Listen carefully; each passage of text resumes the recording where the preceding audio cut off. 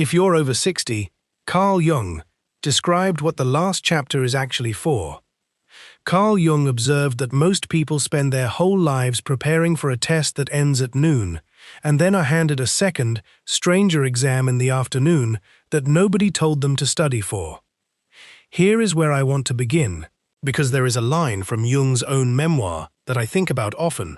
He wrote that the sole purpose of human existence is to kindle a light in the darkness of mere being that comes from memories, dreams, reflections. And I want you to notice what it does not say. It does not say the purpose of existence is to build a career, or raise children, or accumulate a comfortable retirement. It says to kindle a light, present tense, ongoing, which means the kindling is not finished just because the working years are finished. And if you are over 60 and quietly wondering whether your part in this is essentially done, whether what remains is just maintenance, just waiting rooms and grandchildren and the garden, Jung would stop you right there and say, "Do you see it? You have mistaken the end of one assignment for the end of the whole exam. The light was never the paycheck, or the title, or the busy calendar. The light was always the deeper thing underneath those, and that thing is not finished with you yet." And I would add this: the very fact that you are still here, still asking what any of it was for, is itself proof that the kindling has not gone out. A flame that had truly finished burning would not still be asking questions about its own purpose. So let me offer you 3 small sentences to sit with, not a mantra, just an honest accounting. I say to myself, I have been living by an old program without noticing it. I say to myself, some part of me was set aside decades ago and it is still waiting by the door. And I say to myself, the work of this last chapter is not to slow down, it is to finish becoming whole. Say it with me. I make the unconscious conscious. Again, I make the unconscious conscious. If something in what I just said landed somewhere honest in you, do this one small thing. Type the 2 words "face it" in the comments. Just those 2 words. Let it be a private nod to yourself that you are not going to spend this chapter pretending it is only an epilogue. The first key is this. The last chapter is not decline, it is completion. And I want to be precise about what completion means here. It does not mean finishing tasks. It means the personality finally becoming the whole shape it was always meant to be. Jung wrote that we cannot live the afternoon of life according to the program of life's morning, and then added that this afternoon has a significance of its own, both from the same essay in his collected works. Notice that word, significance, not decline, not leftover time, its own, measured by an entirely different scale than the first half. Our culture measures a life like a single upward line, more income, more titles, and then the line simply stops being drawn. But Jung was describing something closer to a turning, morning and afternoon, as 2 different countries with 2 different laws. Imagine a woman of 68 who takes up painting for the first time and feels a strange guilt about it, as if she is wasting hours she should spend on something more useful, some old voice asking what it is for, who will see it. Jung would say that guilt is the morning program still running in the afternoon, still demanding proof of usefulness, when the actual task now is to let the parts of her that were never permitted to speak, finally speak, the psyche doing exactly what it is meant to do at this hour. A plant does not apologize for flowering later than expected. It simply flowers when its hour arrives. Consider, too, the man who spent 40 years being the reliable one, who now sits quietly by a river with no rod and no task, and feels embarrassed telling anyone, as though rest itself needs defending. It does not. Or the retired teacher who keeps a small notebook of birds outside her window, apologizing to a friend for it, calling it silly, when it is one of the most alive hours of her week. So if you are over 60 and drawn towards something impractical, something that will never be monetized or explained to anyone's satisfaction, pay close attention to that pull. It may not be a hobby. It may be the second half finally arriving, uninvited, asking only to be let in without apology. Here is the small test. Notice whether the guilt around that activity is louder than the guilt you feel over hours spent on television or scrolling. Because if the guilt attaches only to the thing that actually gives you life, that guilt is not conscience. It is the old program defending its territory. I decide my last chapter is not the leftover of my life. It is the completion of it.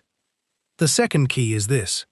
The program that built your morning will curdle if you keep running it in your evening. Jung put this almost bluntly.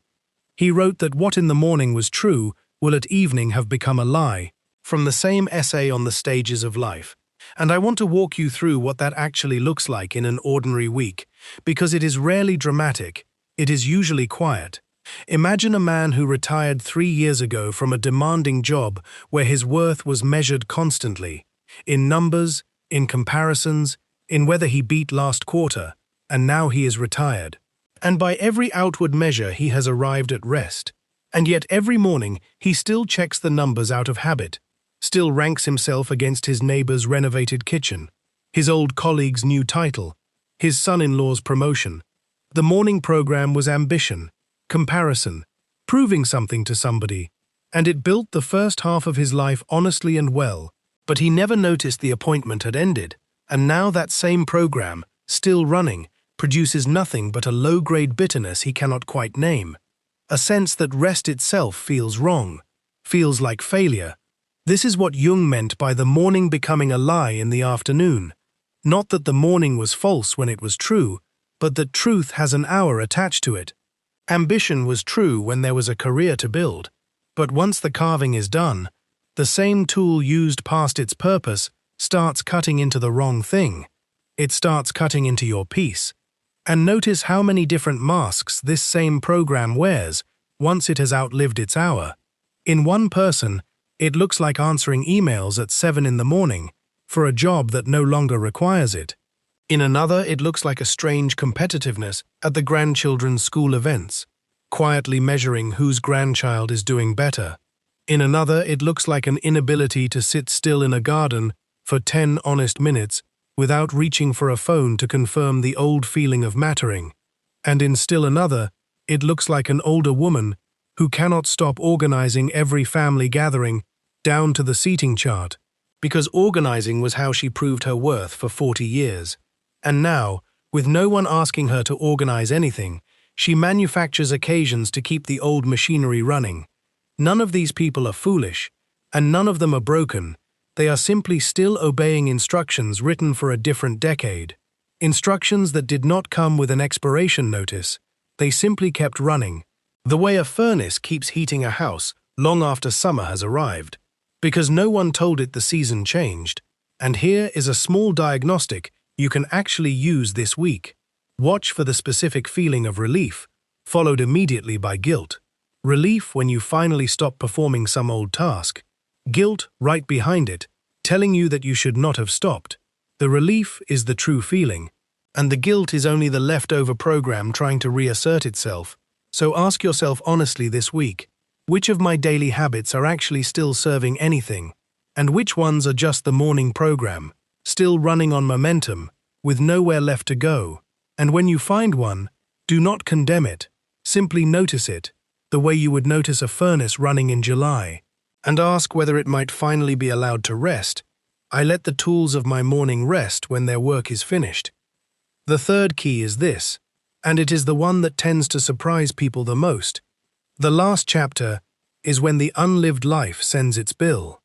Everything you set aside during the working decades, because it was impractical, because there was a mortgage, because the children needed you, because there was simply no room in the schedule, none of it actually disappeared. It went into a kind of holding room in the psyche. And Jung's whole understanding of individuation rests on the idea that what is set aside does not vanish. It waits, and it returns, often with more force the longer it waited. This is not a metaphor he used loosely. He meant it almost literally. Psychic energy that is denied its natural channel does not simply evaporate. It pools somewhere out of sight. And a pool that has been collecting for 30 or 40 years does not arrive back gently. It arrives as pressure. Let me walk you through an ordinary day to make this concrete. Imagine a retired man, 71 years old, no urgent obligations, and watch his actual hours. He wakes at 6 from old habit. He reads the news for an hour out of restlessness rather than interest. He does a crossword to feel like his mind still works. He has lunch. He watches television in the afternoon, not because he loves the program, but because the silence in the house is uncomfortable. He goes to bed at 9, and somewhere in that entire day, there was a half-formed thought about writing down the stories his own father told him. Stories that will be gone completely the day he is gone. And he waved it away, the way he has waved it away for 4 years, because it felt indulgent, because who would even read it? Notice what actually happened in that day. An entire life's worth of unfinished business sat quietly at the edges of ordinary hours, asking to be let in, and got waved off 6 separate times before lunch. And here is a second life, running the same pattern in a different key.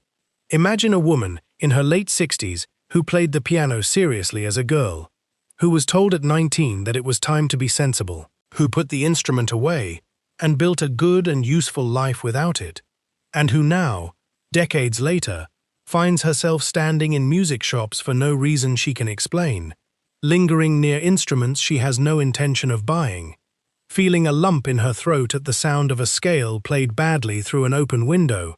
She does not call this grief. She calls it a strange mood. She calls it nothing at all. But Jung would call it exactly what it is, an old unlived capacity, knocking from the inside of the holding room. And here is a third variation worth naming, because the unlived life does not always arrive as a gentle wistfulness. Sometimes it arrives as anger. Imagine a man in his late 70s who finds himself unexpectedly furious watching a young relative pursue an artistic career. Furious in a way that surprises even him.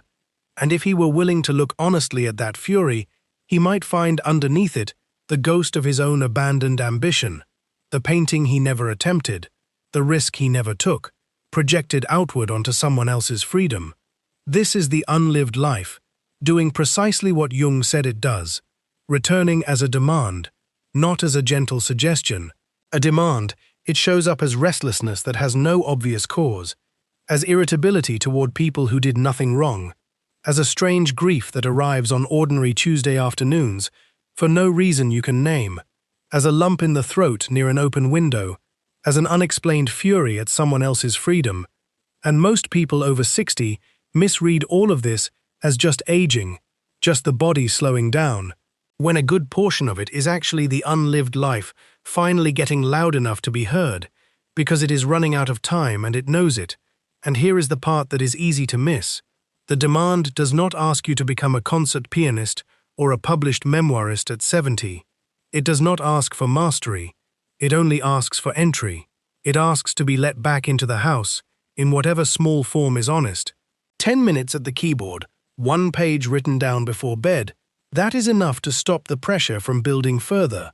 Pause for a moment right now and name one thing, one real thing, that you set aside decades ago for practical reasons, that has been quietly waiting by the door of your life ever since. Do not judge it.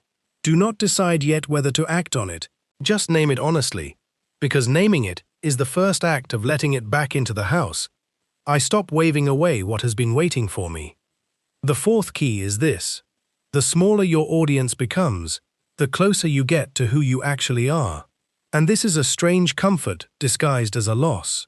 When you retire, when children grow and leave, when old friends move away or pass on, the roles that used to require an audience thin out, and it can feel like disappearing.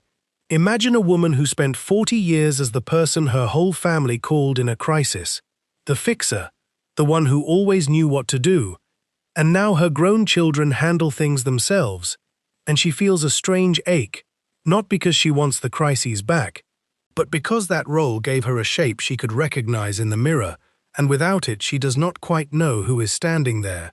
Now imagine a man who spent 35 years as the reliable one at his office, and 3 years into retirement he still keeps his phone within reach, still feels a small flicker of readiness when it buzzes, and a small deflation when it is nothing. That flicker is not vanity. It is a role still waiting for its audience to return. a costume worn backstage long after the show has closed. This is exactly what Jung meant by the persona, the mask negotiated with the world so the world would know how to use you. Useful for decades. But a mask is not a face, and when the theater empties, whoever is wearing it must decide whether to keep adjusting it for empty seats. Or finally look at what is underneath.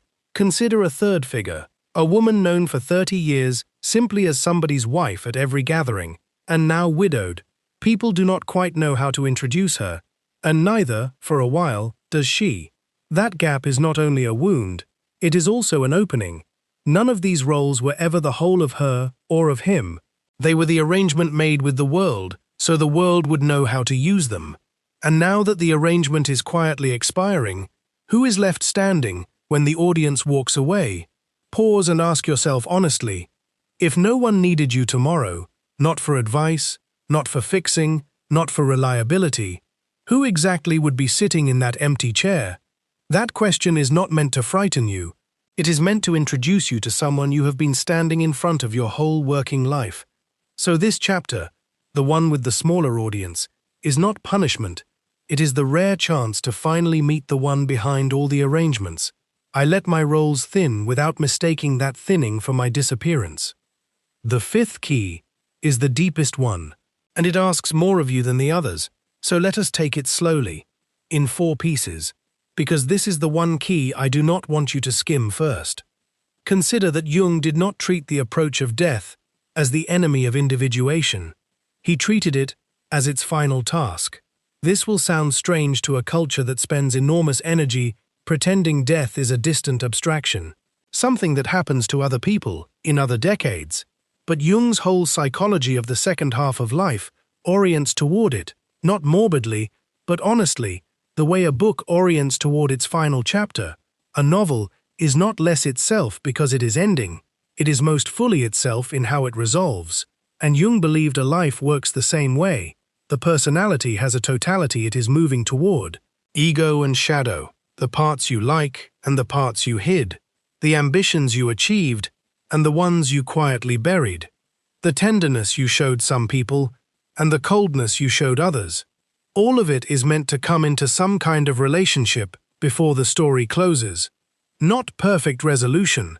Jung was clear that opposites are never fully solved, only outgrown, but a kind of honest reckoning, an owning of the whole shape. And if that reckoning is avoided, if a person spends their 70s and 80s still performing the same avoidance they performed at 40, still changing the subject when the conversation turns serious, still busying themselves so the quiet never arrives, the last chapter empties out into mere waiting, instead of becoming what it was built to become. And I want to be honest with you about how ordinary this avoidance usually looks. It rarely looks like denial. It looks like a very full calendar. It looks like a person who has somehow scheduled every single day so tightly that no silence is ever permitted to arrive long enough to ask its questions. Second, consider something Jung recalled from his own life. In 1944, he suffered a serious heart attack, and during the worst of it, he experienced a series of extraordinary visions. He wrote about them at length in memories, dreams, reflections. And one detail matters enormously for this key. When he began to recover, when ordinary life started pulling him back, he described feeling a strange reluctance. Not despair, but a sense that the visions had shown him something vast and whole, and returning to the daily business of appointments and obligations felt, for a time, like a diminishment, like putting something enormous back into a small box. I share this not to make any claim about what lies beyond death. That is not psychology's business to declare, but to show you what happened in him afterward. He came back changed, less afraid, more direct, more willing to say difficult things plainly, because he had stood close enough to the ending of his own story to stop performing for an audience. And Jung taught that fear of death very often hides a different fear underneath it, the fear of one's own unlived potential, the fear that the story will end before its real subject even arrived on the page. And it is this second fear, not death itself, that quietly poisons so many later years. People over 60, who seem afraid of dying are, very often, actually afraid of a life that never quite got lived. And the two fears feel identical from the inside, but they call for completely different responses. One asks for denial and distraction. The other asks for exactly what we have been discussing this whole video: the return of the unlived life, the finishing of the shape. And I would add, gently, that this is why some people become more afraid of death the more comfortable and idle their retirement becomes. Not less, because comfort without purpose gives the unlived fear nowhere to hide. And idle hours are exactly the hours in which that deeper fear finally gets a hearing. Third, let me make this almost uncomfortably concrete, because abstractions are easy to nod at and hard to act on. Imagine a woman of 74, healthy, comfortable, with grandchildren she adores, and every night before sleep she feels a small tightening in her chest that has nothing to do with her heart. It arrives around the same hour, and if she is honest with herself, which she rarely is at that hour, it arrives because there is a version of a conversation with her late husband that she never finished, something she meant to forgive him for, or ask him about, or simply say plainly before he died, and she has spent 6 years telling herself there is nothing to be done about it now, that the moment has passed, that this is simply what grief becomes with time. But Jung would say something different. He would say that unfinished business does not require the other person to still be alive. It requires you to finally say the true thing, even into an empty room, even to a photograph, even in a letter you write and never send. Because the psyche does not always distinguish between a reconciliation spoken to a living ear and one spoken honestly into the truth of your own life. What it cannot tolerate is the sentence left forever half-finished, sitting in the body, showing up disguised as a tightness at bedtime, disguised as sleeplessness, disguised as a sadness with no clear address. This is the unlived life again, wearing a different coat, and the work asked of her is not grand. It is one honest evening, one true sentence finally spoken all the way through. And consider a second version of this same unfinished business. A man in his 80s who has never once told his own adult son that he was proud of him, not because he was not proud, but because the words simply were never the family's habit. And every year the silence gets a little heavier to lift, a little more embarrassing to break.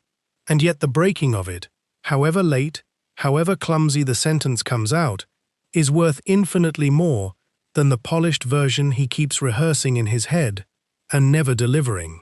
Fourth, consider what all of this actually asks of you in practice. Not vast philosophical labor, but specific, almost embarrassingly ordinary tasks. The phone call to the sibling you have not spoken honestly with in 15 years, the letter you keep composing in your head and never sending, the truth about your own life that you have never said out loud to a single living soul, not for anyone else's benefit, but because an unspoken truth sits in the body like unfinished business. And the last chapter is precisely the time allotted for finishing this business. Not new achievements for the world to applaud, but old reconciliations the psyche has been quietly waiting on for years. Jung was not asking you to become someone new in your 70s or 80s. He was asking you to finally become fully the person who was always underneath all the performing, of a reconciling of what you did with what you meant to do, of who you became with who you actually are. This is heavy work. I will not pretend otherwise. But it is not sad work. It is the specific dignity available to this particular chapter and no other. The 20s do not get to do this work. The 40s are too busy to do this work properly. Only this chapter, with its slower hours and its smaller audience, has the spaciousness for it. I let this chapter do the one thing only it can do. The sixth key is this. The last chapter is where the story finally makes sense. Not because everything resolves neatly. Jung was too honest a thinker to promise that, but because from this particular vantage point, you can finally see the whole shape of the thing. The way you can only see a mountain range properly once you have climbed high enough to look back down at the path you actually walked. And I want to give you a very ordinary picture of what this looks like, because it rarely arrives as a thunderclap. Imagine a woman of 79 sitting at her kitchen table on an unremarkable Tuesday, going through a box of old photographs she has been meaning to sort for a decade. And something happens as she moves through them that never happened when she looked at these same pictures at 50. The photograph of the job she almost did not take. The photograph of the man she almost married instead of the one she did. The photograph of the small failed business from her 30s that felt, at the time, like a wound she would carry forever. And now, from this distance, she can see how each of those threads actually pulled toward the next. How the failure fed the marriage, how the marriage fed the children, how the children fed the person she eventually became. None of it planned, none of it visible from inside the years themselves, but visible now, entirely visible now. This is what Jung meant by significance belonging to this stage and no other. The pattern was always there, weaving itself underneath the noise of the daily decisions. But only from this height, only from this chapter, does the weaving finally show itself as a whole cloth, instead of scattered threads. Jung himself, in his 80s, spent his mornings at his tower at Bollingen, carving stone by hand, tending a garden, chopping his own wood, not because any of it was necessary, but because these were the plain, unglamorous acts of a man finishing his own shape without needing an audience to witness it, quietly proving to no one but himself that the kindling was still going on. That same essay on the afternoon of life closes on something close to reassurance, that this stage carries its own significance, its own tasks, its own particular kind of light still waiting to be kindled. And I want you to hear that plainly if you are over 60 and reading your own years into this. You are not standing in the epilogue of a finished book. You are standing in the very chapter the entire book was quietly written to arrive at. The chapter where the earlier ones finally explain themselves, where the wound and the wandering and the waiting all turn out to have been chapters of the same sentence, and no one else can kindle this particular light for you, and no one else can talk you out of kindling it either. The lantern on the sill is small, and it does not need to blaze, it only needs to be lit. I let this chapter be the one my whole life was quietly preparing to write. Here is the whole picture. The last chapter is completion, not decline. The morning program becomes a lie if you keep running it past its hour. The unlived life sends its bill and asks to finally be let in. The smaller audience is not your disappearance, it is your introduction to yourself. The nearness of the ending is the final invitation to reconcile the whole shape of the life you actually lived, and from high enough up, the whole story finally makes sense. And if you look closely at all 6 of these, you will notice they were never 6 separate keys at all. They were one key turned 6 different ways. The recognition that this chapter was never a waiting room. It was always the room the whole house was built around. Say it with me. I make the unconscious conscious. Again, I make the unconscious conscious. So if you are over 60 and wondering what all of this was actually for, I think Jung would say gently, it was for this. It was always for this. The light was never finished, and neither, quite yet.